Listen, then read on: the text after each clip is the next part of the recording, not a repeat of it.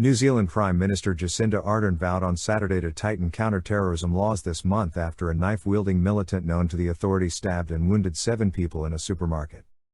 Police shot dead the 32-year-old attacker, a Sri Lankan national who had been convicted and imprisoned for about 3 years before being released in July, moments after he launched his stabbing spree on Friday.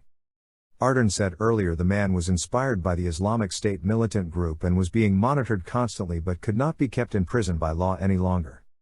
"I am committing that as soon as Parliament resumes, we will complete that work. That means working to pass the law as soon as possible, and no later than by the end of this month," Ardern told a news conference. The counter-terror legislation bill criminalizes planning and preparation that might lead to terror attack, closing what critics have said has been a loophole allowing plotters to stay free. But Ardern said it would not be fair to assume that the tighter law would have made a difference in this case. "This was a highly motivated individual who used a supermarket visit as a shield for an attack.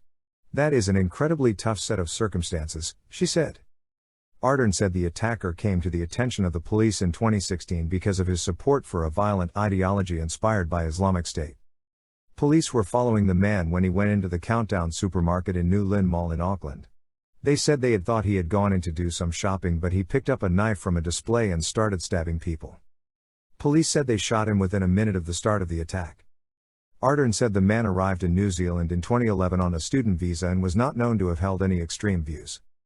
He came to the attention of police in 2016 after he expressed sympathy on Facebook for militant attacks, violent war-related videos and comments advocating violent extremism. In May 2017, he was arrested at Auckland's airport where authorities believe he was traveling to Syria. He was charged after restricted publications and a hunting knife were discovered at his house but was released on bail. In August 2018, he again bought a knife and was arrested and jailed. He was released into the community in July this year when surveillance began, Ardern said.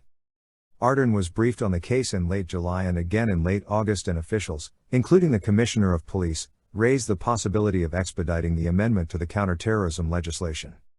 Ardern said she wanted to explain why the attacker had not been deported but could not because to do so would violate court suppression orders, which also prevented her from identifying him, she said. But she said had no intention of naming him anyway. "No terrorist, whether alive or deceased, deserves their name to be shared for the infamy they were seeking," she said. New Zealand supermarket group Countdown said on Saturday it had removed knives and scissors from its shelves while it considers whether it would continue to sell them.